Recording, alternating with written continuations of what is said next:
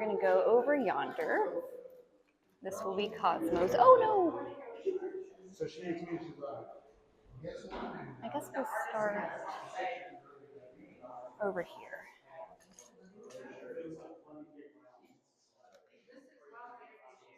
Oh, hi.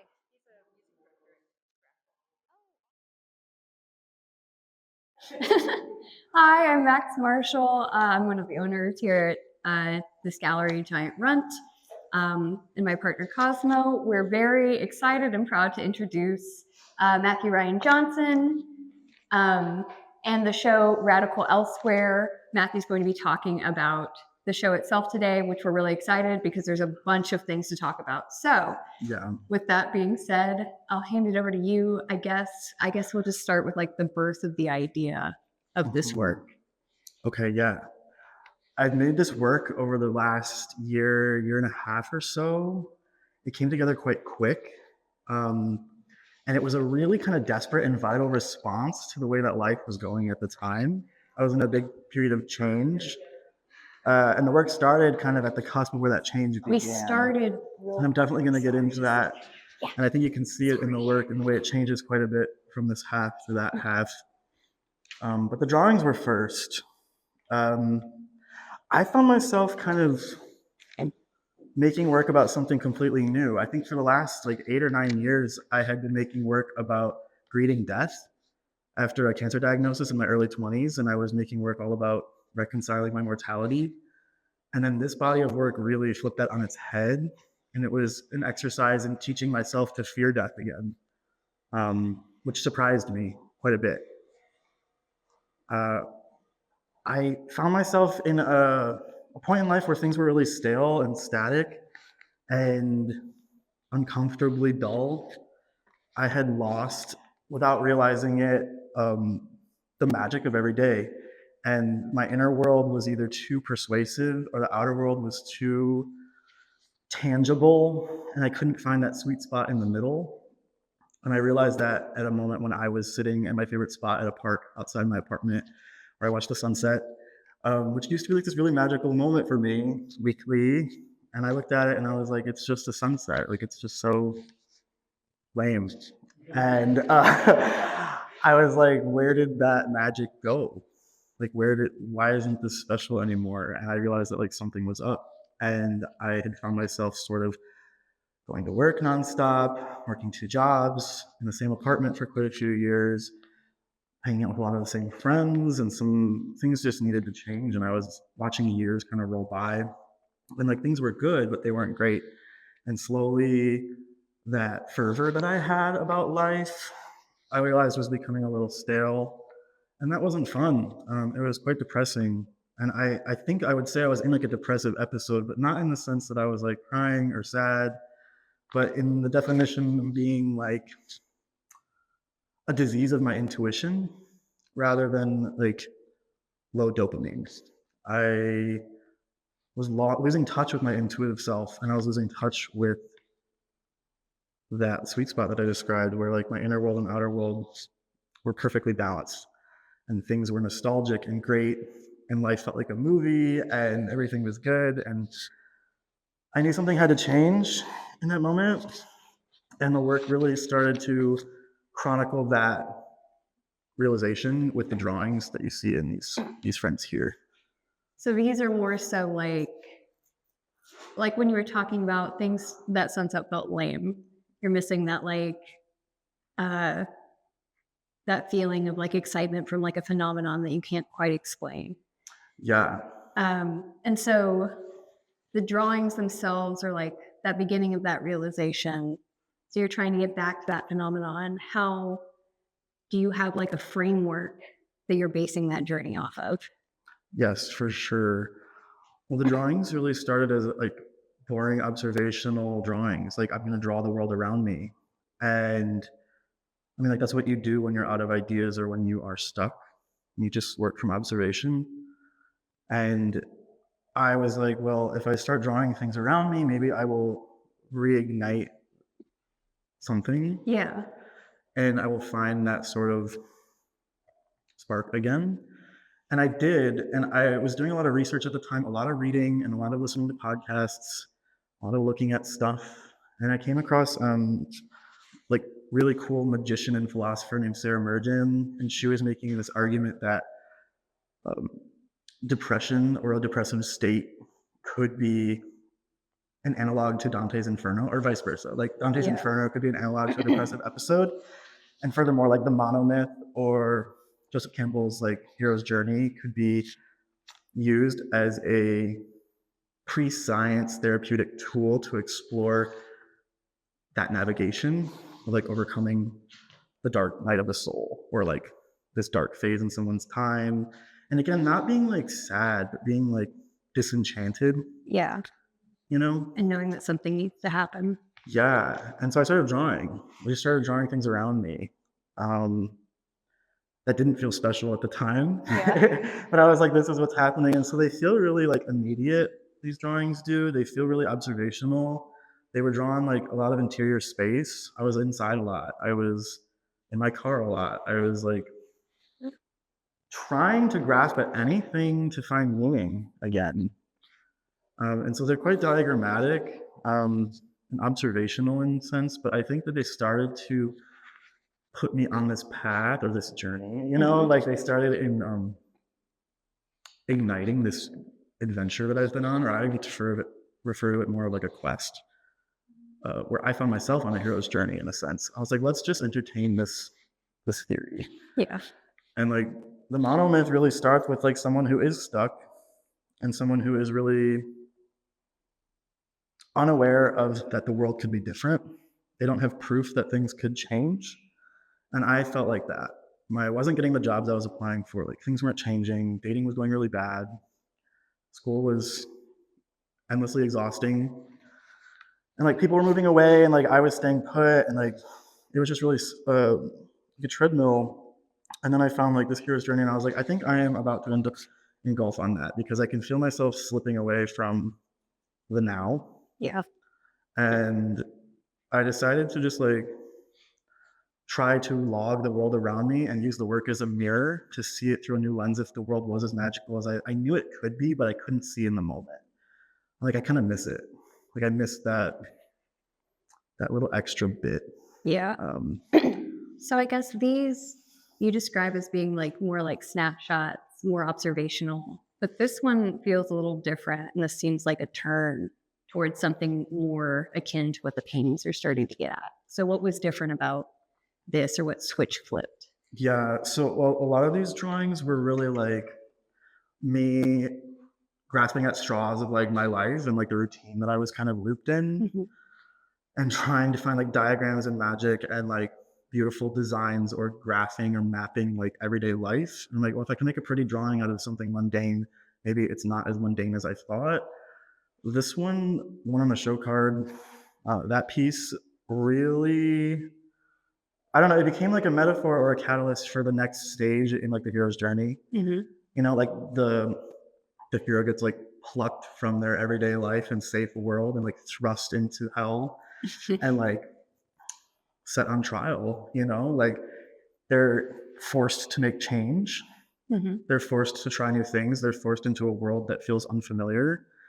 And I think that self-portrait really, I mean, it's looking at it now, it feels so obvious, but like when I was making it, I didn't really know what I was doing. Like it felt intuitive.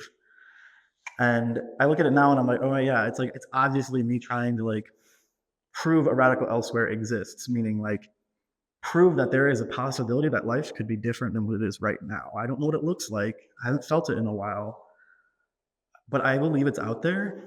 And I think like the shadow puppet, like making my own light, kind of being crushed in this giant cage or coffin or bed in like this dark room, like having this little blip of light pop out and then casting the shadow where my hand changes form to something else. It like alludes to transformation afoot. And I didn't know at the time that like life was going to change and things were going to be good, but I just like, I'll just draw through it.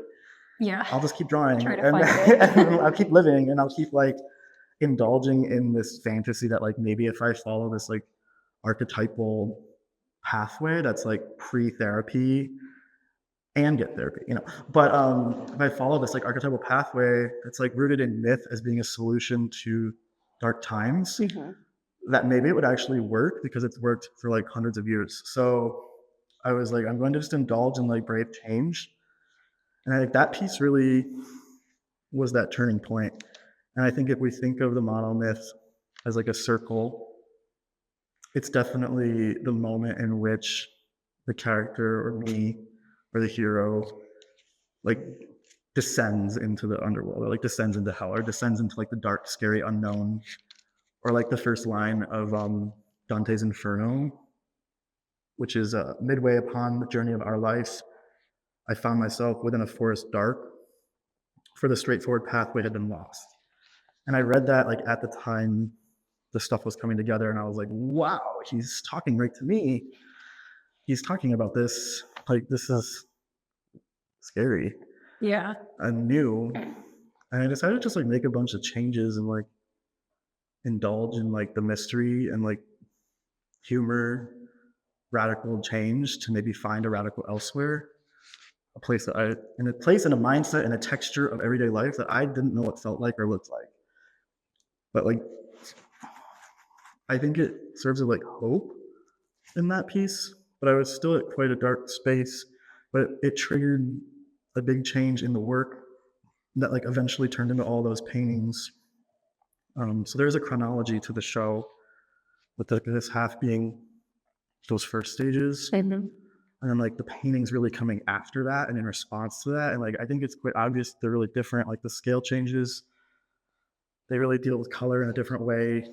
They navigate like black and value in a different way too, and they take on different form. And then I think the figure becomes more autonomous in the paintings than in the drawings. Whereas in the drawings, maybe they feel, I don't know, they're all me, of course, but they feel sort of like stripped of identity in some way, or like, I don't know, maybe ashamed. And then the paintings or the figures in the paintings are confronting you or me, and they're addressing the viewer and me while I'm working on them.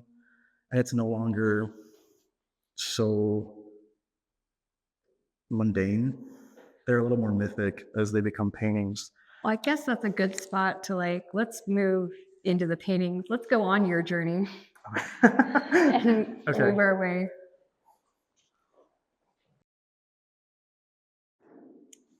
So I guess before we started moving over here, you were talking about like this idea of mythology in your work. You were talking about Dante's Inferno and how like the process of these paintings was also like a mythological process. But we were talking earlier, and you yourself like put yourself in these mythologies as the kind of like characters to help yourself along the way. So I was wondering if you could speak on that. Yes. I didn't realize it in the moment when I was working on the works. I mean, a little bit, but in retrospect, it's much clearer to me. Like the archetype of the hero or Dante was definitely like me in the work, because they're also portraits for the most part up until like the very last painting. And I was on this quest without realizing I was on this quest. And I was like following all the steps without realizing I was following all the steps. And I had this moment where I was like kind of almost done with the show, where I was like, wow, I'm Dante. I am in hell. I am fighting my way through all of this and figuring it all out and like braving the unknown. And I was like, but I'm also Virgil, because like I'm guiding myself through it, and like I don't need anyone else to do that for me. And I was like, wait, but I'm also Karen, like tempting myself with just like giving up and like not bothering and like conceding. And so I was like, wow, I am all of these archetypes at once, and I get to kind of choose which one I want to see to the end. And obviously, like, I'm still here making things, and I think by talking about the work, I'm kind of closing the loop on the monomyth, because the last step of the monomyth is to take what you've learned and share it. And after you like overcome some sort of trial or learned a lesson, and I'm like here talking about the work. So I feel like that is full circle in a way. Yeah, like you completed your hero's journey. Yeah, until the next one starts. Yeah. I think it's kind of ironic too that the entire show is about trying to paint the ineffable, meaning I'm trying to use painting and drawing to describe things that words can't, because I lacked the language and I could not describe what I'm trying to describe to y'all right now. And it is really hard because I think it is ineffable. And there's a lot of things in life that are ineffable.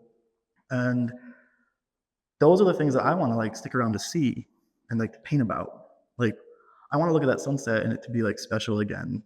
And And this is the sunset, right? this is literally the sunset at the actual spot. Yeah, that I was like having this moment of realization. I was like, I want ineffable experiences daily. Yeah, and I think that's fairly obvious in like the transition from the drawings, like we were saying, they feel like snapshots, they feel a little colder. They feel more observational. And as you move over into these paintings, into these spaces, they do start to feel like they're on the edge of what can't be explained more so than like what you're seeing. So I was wondering if you talk about like, and we've made that connection to myth. These feel very symbolic in the way, one, in the way that they're painted, but also in the actual symbols. So I was wondering if you could elaborate on that. Oh yeah. I mean, the mythologies that we've discussed up to this point were really just a framework of me living my life. They weren't really the framework that I was going into the paintings with. Like, I'm not painting mythological archetypes in the work, but they started to appear. You know, of course, I have my own mythos and like lexicon of imagery and color, and I think the act of giving things in my life myth is an act of defiance against a depressive episode. Like, I think it is like directly opposing a life lived without meaning or a life lived with a lack of depth. And so a lot of diagrams make their way into my work. These are pulled from all kinds of different scientific sources, oftentimes relating to light and light science. I've also pulled diagrams of like moth flight patterns and different landscape images that I've taken from various moments in my life that I felt were like special. Like, I'm on a hike and I'm like, wow, I'm living one of those moments right now where I have like a glimmer that life is really cool again. Yeah. I take a picture of it. And of course, the photo doesn't do any power, but like, Yeah. it's a capsule of that magic. And if I can take the landscape, I don't know, perspective of it, or if I can take the lines out of it, and that will be the skeleton of the painting.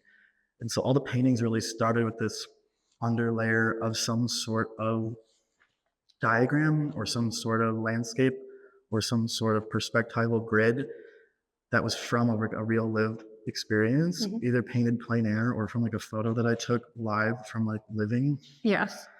And then I use that as sort of a net in which to like fill with response, because I don't just want to paint a landscape and I don't just want to paint what it looked like. I wanted to paint like the texture of life going on. Like what it That. feels like. Yeah, and not even just in one moment like the drawings. The drawings feel like I'm drawing right now, tonight, in my bed, laying here. The paintings are like I'm painting this week. Or like an expanse of time. Yeah, or even like I'm painting this year. Yeah. Or I'm painting the last 5 years in this painting.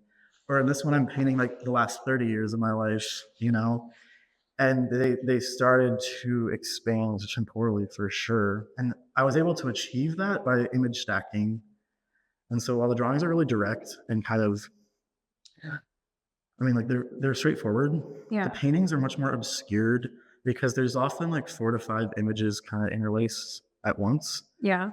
And I think I thought that that was the best strategy to talk about something ineffable, because that's really what it is. It's like painting through the lens of nostalgia, whereas like nostalgia not being mourning the past, but nostalgia being um, being like ever grateful for the past, alive in the present at all times. And that takes work to keep aware of. Yeah. And I think the paintings being from like really live lived moments, like either plein air or like freshly taken photographs, but then also interlaced with like old family photos or archived photos or like found imagery, allows me to like create nostalgia live when like my brain is not doing it so easily itself Yeah. through painting. I think that makes sense that you would take like all of these components that go into these paintings because they are like an expanse of time. They end up the techniques that you're using and ends up allowing you to kind of like get to that ineffable. You're using that magical moment in a landscape, the kind of like that phenomenological moment where Yes. every human is always like, wow, that's a thing that I understand, but I can't quite describe.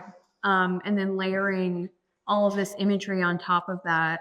The layering is like, yes, obscuring, but also when you're getting into that idea of nostalgia, that's also ineffable. Like we all Yeah. understand that idea of nostalgia, but it's like it's more of a feeling than it is like a descriptive, like you know what I mean? Yeah, you can't really put So a finger on it. yeah, like and it's always kind of moving. You're never quite sure what's going to bring nostalgia on. So I think in like putting all these things together, like you do get like this depth of wonder, and not quite being able to put your finger on what's happening, but you feel a relationship to it in some way. Good. That's the goal. Yeah, I want it to feel like that. I want it to feel like, oh, I know that place, but I can't tell if it's in the past or the future or the present because it's like all of those things at once. Yeah. It's like a hope, it's a memory, and it's where I'm at, kind of smashed together. Yeah. Hmm. So was there anything else? Do you want to talk about well, I guess because the figure does, we kind of like touched on the figure, but the figure is so prominent in these paintings. We touched on landscape, but that's the other main. Yeah, well, I think on landscape, it all started because of like that magical moment of like being outside and like viewing space is ineffable. Like that's the easiest obtainable, ineffable encounter I could find. But we also experienced that kind of surreality through like love and like heartbreak and like yearning. And those are definitely things that I was experiencing at the time. And so figures do take place. I've also just like been changing a lot in like my identity and my sexuality and like aging and like my health. And so self-portraiture really became a constant throughout all the work, which surprised me, but I just couldn't stop. Like I kept showing up in my own drawings, and then I was like, well, what are we doing here? And before I knew it, like the whole show was full of Of you. self-portraits, and I was like, okay, well, it was all subconscious, you know. But in hindsight, it makes sense now that I realized it's been about this like quest I've been on. Um, and like I said earlier, like I am the fool who's lost, but I'm also the guide. And I think like in this figure, like these figures here, they're like me as a child, like wading in water, overlaced over an image of me looking at water as an adult.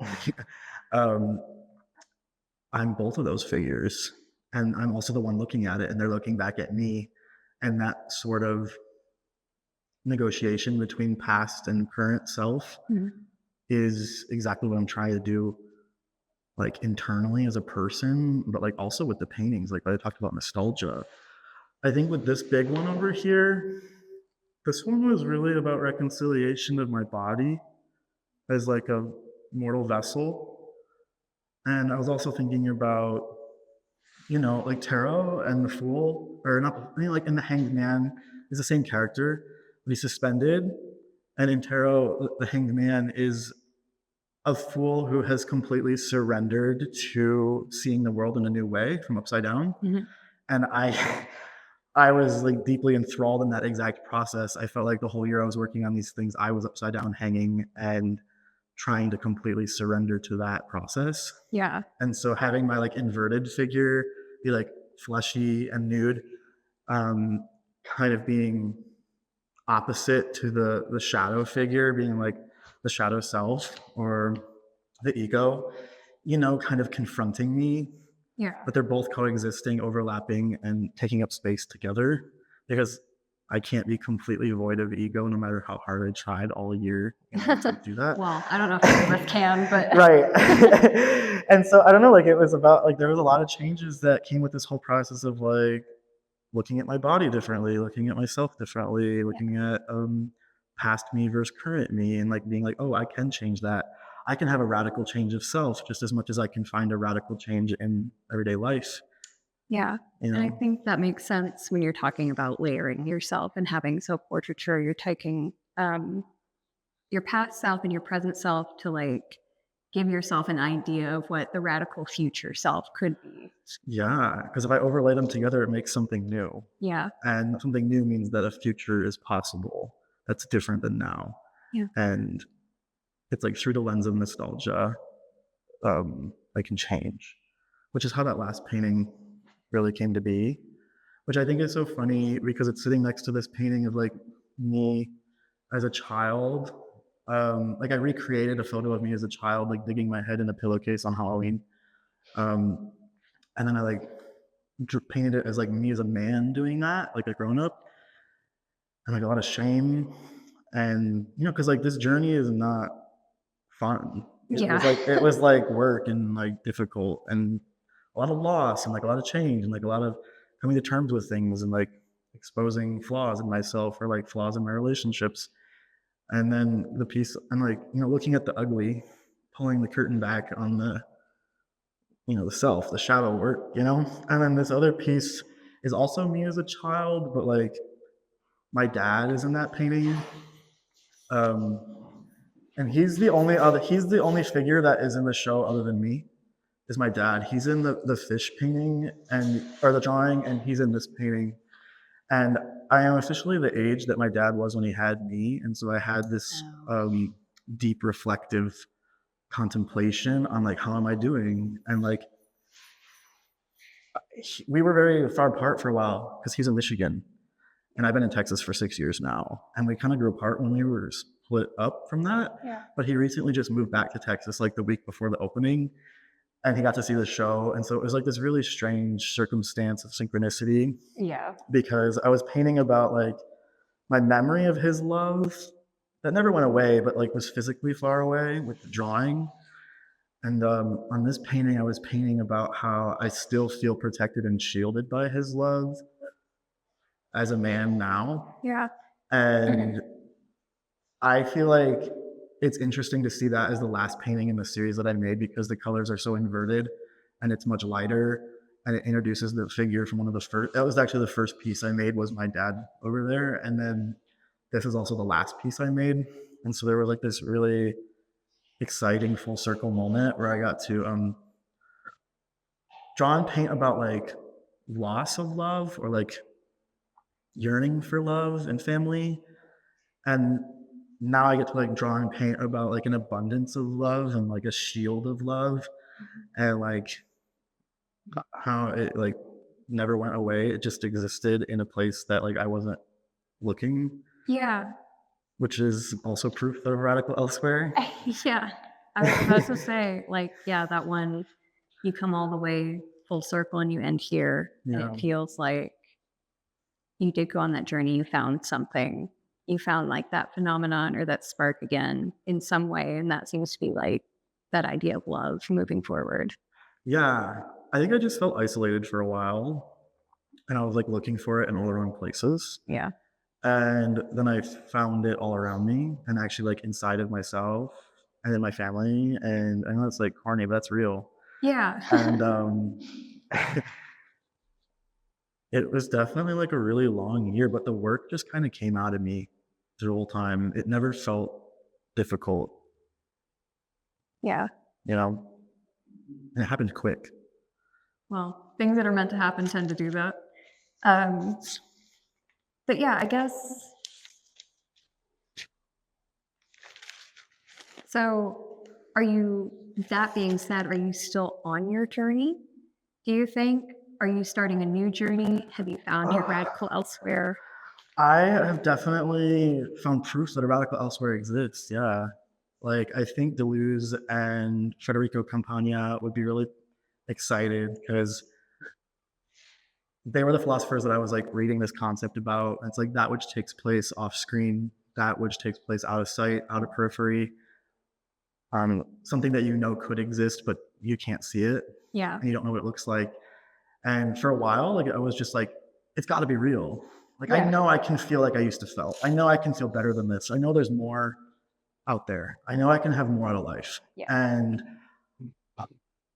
once I like chose to believe that, and then like actually went and saw it, and like made paintings about it, it was like undeniable proof that it exists. Yeah, because like what else are these paintings of if not something radical that wasn't there before? Like they exist, so it has to exist. And I caused that. Yeah. Like I gave them form. Yes. You brought them into being. Yes. The same way you have So to yes, bring I learned that. Not learned. I'm reminded that I have that power. Um, when off the path, you can make the new path. Yeah, Yeah. through making. So I would say, yeah, I'm still on the path of that journey though. But I think like with this show closing tomorrow, there's definitely like a chapter closing, but I'm absolutely in like a new one. This year has been like really crazy and different, and I've already started a new body of work, and I feel like, I mean, those in here who like know me well know that like my life's flipped on its head in the last 2 months, and in like such an exciting way. So yeah, I guess I'm curious and like optimistic and not afraid of that change, and Yeah. definitely not like playing dead anymore just to like get by, Yeah. you know, Yeah. like Well, hungry to look at what's next. yeah. Awesome.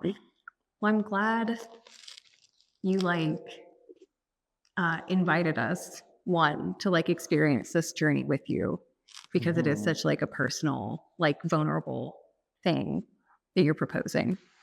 Yeah, it feels like I'm showing y'all, like I'm like naked in front of y'all or something. It feels like really vulnerable. And I haven't even like told you all the secrets and stuff, but like it just feels like I made the work without you in mind, Yes. and it lived with me and it sat with me in my apartment and it slept in the same room that I did and it like stayed up late with me and we had lots of conversations together. And now y'all are like looking at it and I'm like, they're gonna know I'm an alien. Well, you're in good company. Yeah.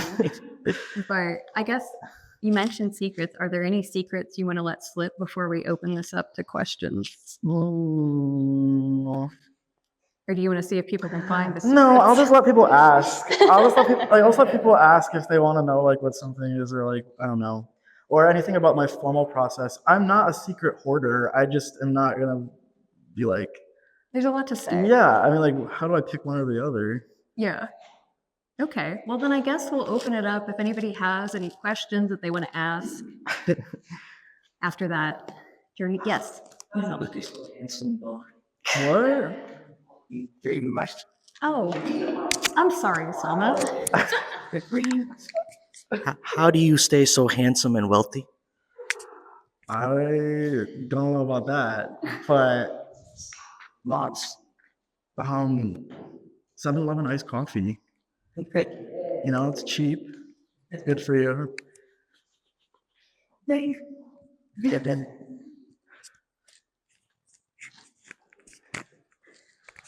I don't know if you have the distance from this work to agree with me or not, but I think this is your best work, and everybody I've talked to about that agrees. Oh, I don't know. First, do you see that or feel that way? I think this is the best I could do in that moment. Yeah. I think it's the best I've ever made, maybe. It feels correct, and I didn't really want to change anything in the show. When I was done, I was so done. I was like, no, this is exactly as I wanted it. And I didn't feel like I left anything unsaid. I think formally, as a painter, these are my strongest paintings for sure. And I think there's a bravery with the work too. Like obviously from like a vulnerability place, but like I think formally there's a bravery too, because I stopped caring about a lot of things, because this work was kind of made out of it was very vital, and when something is really vital, you don't really care about your audience, you just do it.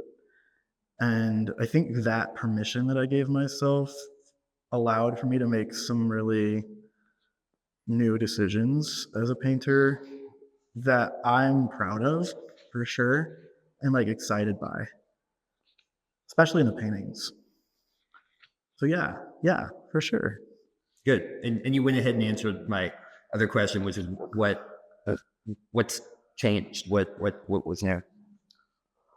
Trusting my process. Yeah. Um, trusting my intuition. Like that's the thing. I got my like the intuition is such an important part of like the problem that I was trying to solve, and also the solution that I had too. I also think the work is it respects the history of the paint. How do I word this? The paintings really respect my process in a way where I'm not so concerned about the final outcome while working on them, and I'm very much concerned about the process and the layering and like the building. And I trust that I can like solve the composition later. And all I care about in the moment is that it's getting imbued with what it needs to be imbued with. And I had genuinely no fear while working on them that the final outcome would be fine. As long as I like put all of the pieces and images and colors and intuition and like layers and like told the story of what I was trying to explain, I was like, the compositions and formal things will figure themselves out. And I think they did. Genuinely.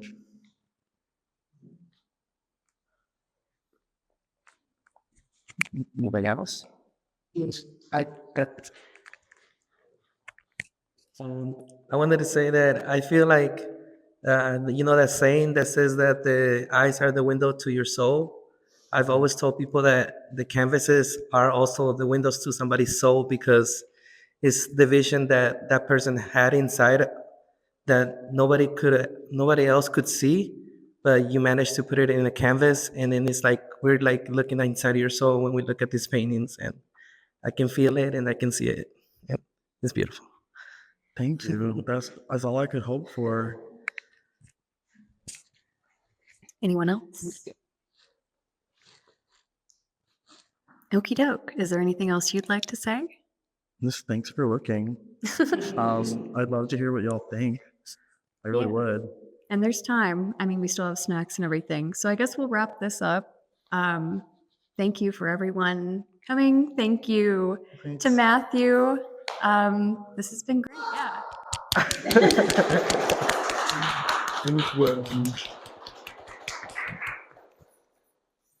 Yeah.